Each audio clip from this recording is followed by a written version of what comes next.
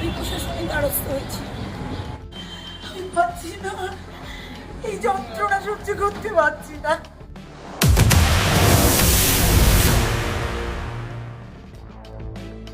উত্তরপাড়া পুরসভার ১৩ নম্বর ওয়ার্ডের তৃণমূল কাউন্সিলর মৌসুমী বিশ্বাস। তার অভিযোগ, গত বেশ কিছুদিন ধরে তাকে ব্ল্যাকমেল করছিল উত্তরপাড়ার এক ইউটিউবার শুভজ্যোতি চক্রবর্তী নামে। ওই ইউটিউবার তৃণমূল নেতাদের সঙ্গে ঘনিষ্ঠ ছিলেন। কল্যাণ বন্দ্যোপাধ্যায়, বেচারাম মান্না সহ তৃণমূল নেতাদের সঙ্গে ছবি তুলে অন্যদের চমকাতেন বলে অভিযোগ। মৌসুমীকে ফোন করে ১ লাখ টাকা তোলা চায় ওই ইউটিউবার যুবক, না দিলে তার বিরুদ্ধে খবর করে দেওয়ার হুমকি দেয়।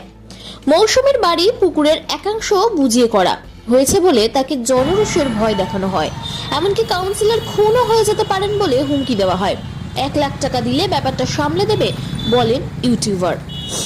মৌসুমী বিশ্বাস বলেন, আমি ৩ বারের কাউন্সিলর, আমার স্বামী সরকারি চাকরি করে, আমি নিজে কলেজে পড়াই, ছেলেও প্রতিষ্ঠিত, স্বচ্ছতার সঙ্গে কাজ করি, কেউ কোনোদিন আঙুল তুলতে পারবে না।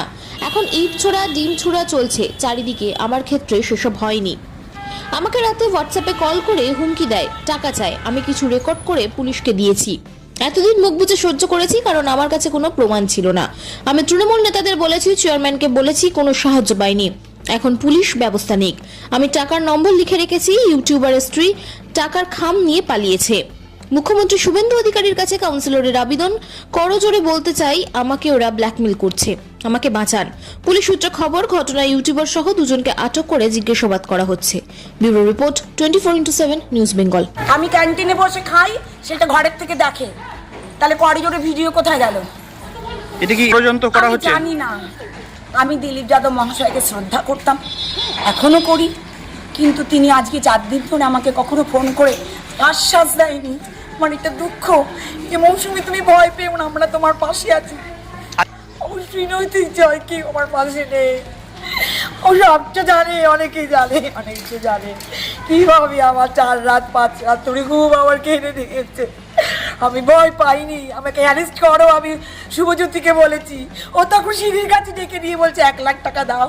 সব জনরোষ আমি ইয়ে করি। কিসের জনরোষ? আমি 12-13 দুটো সার্ভিস দিকে দাঁড়িয়ে বলছি। Thank you.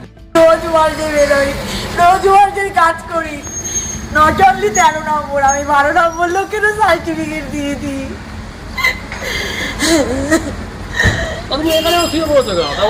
আমি পুলিশের এবার টাকা চেয়ে পৌরসভায় এসেছিল গ্রুপটা, ওর বউকে দিয়ে টাকা নেওয়া করিয়েছে পৌরসভায় বসে। আর ভিডিও তো তুলতে পারি না, আমি ভয়েস রেকর্ড করেছি। ওর বউ টাকা দিচ্ছে আমার থেকে। আমি পুলিশকে দেখেছি, করিডোর দিয়ে পুলিশ ওদেরকে ধরে নিয়ে যাচ্ছে। সিসিটিভি ফুটেজ চাইছি, বলছে সিসিটিভি খারাপ।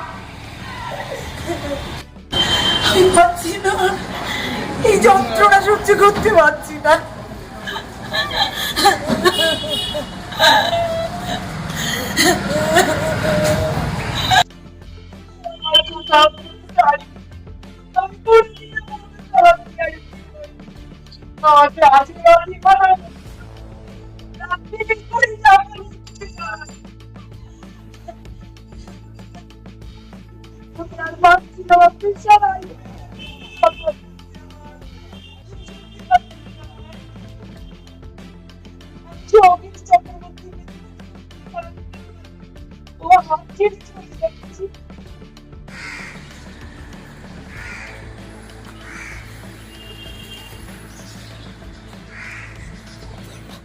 আমি প্রশাসনের দ্বারস্থ হয়েছি। কাউকে কেন গ্রেফতার করতে যাবে? যদি কেউ কোনো দুর্নীতি করে থাকে বা করছে কোনো, তাকে নিশ্চয়ই প্রশাসন ধরবে আর জনগণ তার ব্যবস্থা করবে। এখন দেখুন, এখন আইনের শাসন চলছে। আর যদি এরকম দুর্নীতি হয়েছে আর মিউনিসিপ্যালিটির ভিতরে হয়েছে, তারপরে শুনলাম নাকি কোনো ফুটেজ নেই। ফুটেজ কেন নেই? মিউনিসিপ্যালিটির ভিতরে ক্যামেরা খারাপ, নিশ্চয়ই সবাই মিলেমিশে এটা একজনকে ব্ল্যাকমেল করছে, ভাই তুমি খেয়েছো আমাকেও খেতে দাও, সেজন্য হয়তো ভাগবাটোয়ারা নিয়ে কোনো ঝামেলা হয়েছে। কুণাল ঘোষ নিজেই তো একটা সাংবাদিক, সবার আগে তো ওরই যাচাই হওয়া উচিত। আর দেখুন, সাংবাদিকও তো মানুষ, নেতারাও মানুষ, পুলিশও মানুষ, সিএরাও মানুষ, সিএসরাও মানুষ। তো আমি তো বলছি, নিশ্চয়ই এই যে পুরনো যে সরকার 15 বছরে যারা লুটপাট চালিয়েছে, তার মধ্যে যদি আজকে মিউনিসিপ্যালিটিতে দুর্নীতি ধরা পড়ছে কাউন্সিলররা বিরুদ্ধে, কিন্তু তাদেরকে তো নিশ্চয়ই ওখানকার যে প্রশাসনিক অধিকারীরা আছে তারাও সাপোর্ট করেছে, এদেরকে খাতাপত্র ঠিক করার জন্য এদের সিএরা এদেরকে সাহায্য করেছে। নিশ্চয়ই উনি যেটা বলেছেন ওনার মতন সাংবাদিকরাও ওনার যে দিদিকে সাপোর্ট করে এইসব দুর্নীতি করিয়েছে, একদম ঠিক বলেছে।